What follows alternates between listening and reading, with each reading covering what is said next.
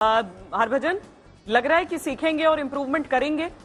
जिस optional practice की बात हम करते हैं वो जरूरी है हमारे लिए। अगर फील्डिंग में कमजोरी दिख रही है तो वो दिख रही है।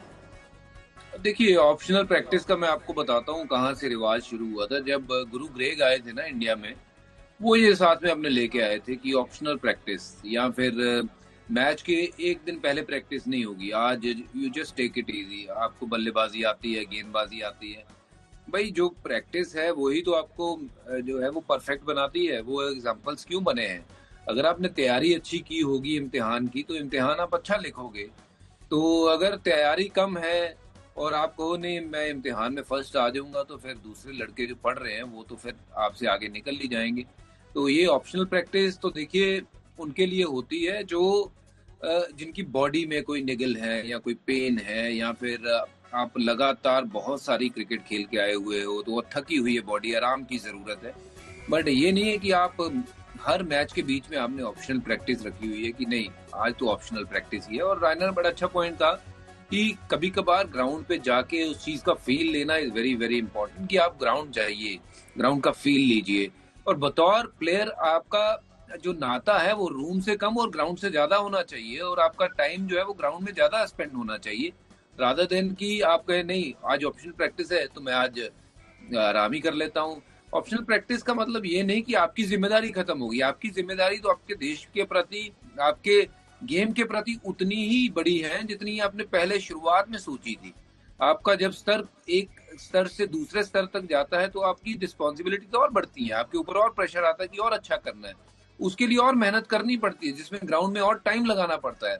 पर अगर ऑप्शनल प्रैक्टिस के चक्कर में चले जाओगे तो फिर यही हशर होगा। और हम कहते हैं कि हमें सीख मिलेगी, वो कब मिलेगी ये मुझे पता नहीं, क्योंकि यही हमने बातें तकरीबन 2-3 साल पहले 2019 में भी की थी, जब वर्ल्ड कप हार के आए थे वहां से सेमीफाइनल में। और उसके बाद पाकिस्तान ने जब हमें बाहर किया, 10 विकेट से हराया, उसके बाद भी हमने ये बातें करी। आज हमने फिर ऐसा मैच हारा है जो बहुत ज्यादा दुखा है, जो बहुत ज्यादा दिल को चुभा है। तो आज भी हम यही बात कर रहे हैं कि हमें यहाँ से सीख मिलेगी। वो सीख तो हर बार मिलती है बट उसका अमल नहीं हो रहा है, उसका अमल होना जरूरी है। मैं नहीं कहता हूँ कि हर बार इंडिया खेले और वो वर्ल्ड कप ही जीते गए और इंडिया ही सिर्फ जीते, बट लड़ाई होनी जरूरी है। वो जब दो पहलवान लड़ते हैं तो वो लड़ाई होनी जरूरी है, उसमें चाहे एक ही हार होती है कोई बात नहीं, बट हम हारेंगे तो लड़के हारेंगे। वैसा नहीं दिखा, जिस कारण थोड़ी सी परेशानी का सबब बना हुआ है मेरे दिमाग में। ऐसा चल रहा है कि ऐसे कैसे हो सकता है कि फाइट ना हो, हमने चांस ही नहीं क्रिएट किया कोई। बट वो चांस क्रिएट करने के लिए क्या हमने चीजें ठीक करी? क्या हमने बॉलिंग लाइन लेंथ अच्छी करी? क्या हमने पहले 10 ओवर बल्लेबाजी अच्छी करी? तो बहुत सारी चीजें हैं श्वेता जो ठीक नहीं हुई है। ये टीम में दमखम था और हर खिलाड़ी जो है वो सक्षम था चीजें अच्छी करने के लिए, बट कर नहीं पाए। हमारे स्पिनरों ने गेंद स्पिन करवाया ही नहीं और इस पिच के ऊपर आप देखिए वही इंग्लैंड के स्पिनर हैं, उन्होंने नचा दिया। उन्होंने 19 या 20 रन देके सूर्य कुमार यादव को आउट किया, और यहीं पे हमने युजवेंद्र चहल को लेके गए बट उनको खिलाया ही नहीं। तो कमाल है ये सोच भी कि कैसे हम चीजों के बारे में सोचते हैं। एटलीस्ट उस स्पिनर को तो खिलाओ जो बॉल को स्पिन कराता है। सबसे बड़ा सरेंडर गेंदबाजों का इसमें मदन जी? नहीं, देखिए मैं समझता हूँ कि 20 रन और चाहिए थे जैसे विकेट खेला है, क्योंकि देखिए जो हमने अप्रोच किया है ना गेम को ओपनिंग एज ए ओपनर, वहाँ देखो हमें क्या 38 रन मिले हैं एक विकेट डाउन पे, और वो एक तो सबसे बड़ा ड्रॉबैक वो था, क्योंकि वहाँ अगर आप हमें अच्छा स्टार्ट मिलता तो शायद 20-30 रन एक्स्ट्रा हो जाते, जैसे हार्दिक पांड्या ने और विराट कोहली ने जो बैटिंग जैसे बैटिंग की है। तो बाकी देखिए 169 में आपको शुरू में विकेट्स निकालने पड़ते हैं, जो कि विकेट्स मिले नहीं। एडिलेड का विकेट जो बैटिंग करने के लिए काफी अच्छा जाना जाता है, क्योंकि इनको कोई ऐसा बॉल बीट नहीं हुआ जैसे कि ऐसा लगा कि वाकई में आउट होने वाले हैं।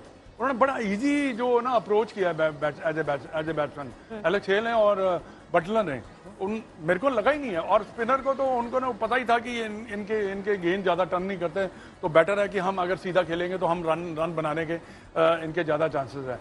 बट 169 और सेमीफाइनल हो सकता, ऐसा लग रहा था मेरे को कि शायद सेमीफाइनल में ज्यादा है, but you know the way they batted England, I the hats off to them.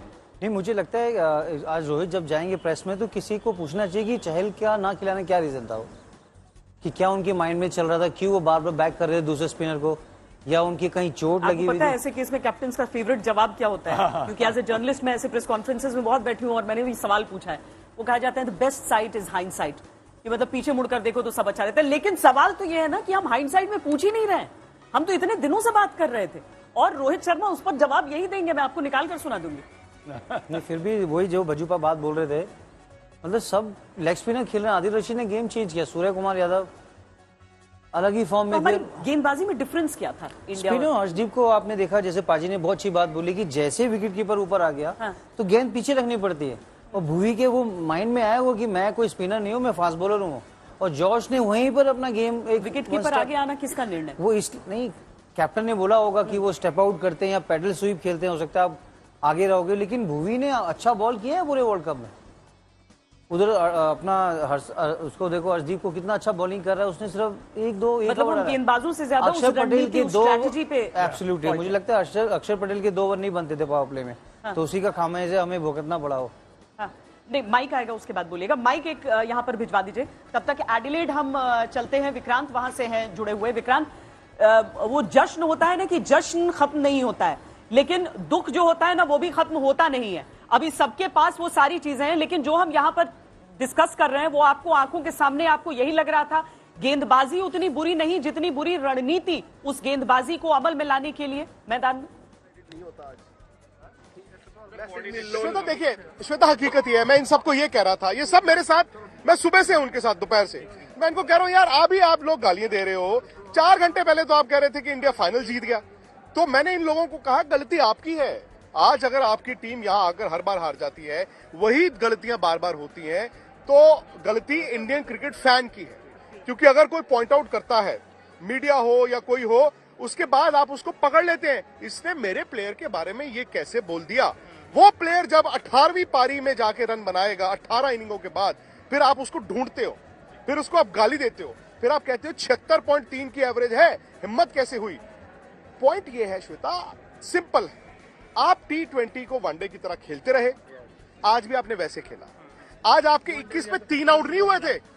ऐसा नहीं है कि आपके 21 पे 3 आउट हो गए, अब क्या करें, अब हमने जी रिस्क फ्री क्रिकेट खेलनी। 1 आउट हुआ, हो गया।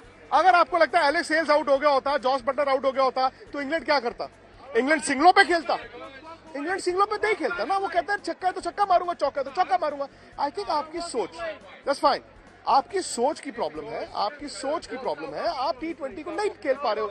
और एक ये इंडिया में ये भी है, आई थिंक मैं तो चाहूंगा बीसीसीआई थोड़ा इसमें तो यार बीसीसीआई को आप कटघरे में खड़ा करेंगे ना सिलेक्टरों को, कि जब आप दुबई में हार गए और जिन वजहों से आप हारे, क्या आपने उन वजहों को एड्रेस किया? आपने कुछ एड्रेस नहीं किया। आप सेम प्लेयरों के साथ, सेम सोच के साथ, फिर वही बात, टेम्पलेट बदल रहे हैं जी, टेम्पलेट बदल रहे हैं, सोच बदल रहे हैं। वो बदली दिखी, वेस्ट इंडीज के अगेंस्ट दिख गई, श्रीलंका के अगेंस्ट दिखी। वर्ल्ड कप में आपने किसी पावर प्ले में 40 रन नहीं बनाए। आउट होना ना होना, मैं फिर वही कहता हूँ, किसी हाथ में नहीं है। के राहुल आउट हो गए या रोहित शर्मा आउट हो गए या कोई भी प्लेयर फेल हो रहा है कि प्लेयर मैनेजमेंट जो ये हो रहा है, ये क्या बड़े टूर्नामेंट्स के लिए हो रहा है या प्लेयर मैनेजमेंट सिर्फ आईपीएल के लिए हो रहा है? हाँ, और ये नहीं, मैं ये जानना चाहता हूँ, वर्कलोड मैनेजमेंट नाम की ये किस चिड़िया का नाम है? वर्कलोड मैनेजमेंट, भाई वर्कलोड मैनेजमेंट, वर्कलोड मैनेजमेंट लोगों को शायद आपके 11 कप्तान कैसे हो जाते हैं एक साल में? आपके 11 कप्तान कैसे हो जाते हैं? क्यों?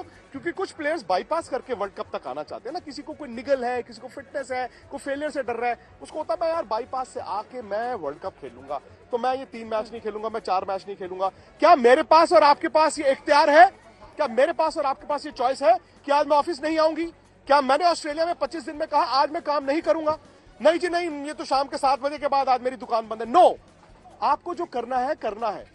यहां पर मैं 1998 से क्रिकेट कवर कर रहा हूं, विदेश भी जाता हूं, और मतलब मैंने बड़े कप्तानों के साथ देखा, ये ऑप्शनल ट्रेनिंग अब हुई है। ऑप्शनल ट्रेनिंग, मैंने उस दिन सवाल किया, लोगों ने बड़ा उसको इतराज किया। राहुल द्रविड़ इंडिया के कोच है, वो कहते हैं जी ऑप्शनल ट्रेनिंग होगी, पर ये वो राहुल द्रविड़ है जो जब खुद बैटिंग करते थे, खुद क्रिकेट खेलते थे, 4-4 बार नेट करते थे, उनके वर्क एथिक्स थे ना। हम कहते थे राहुल द्रविड़ के वर्क एथिक्स यार सीखो।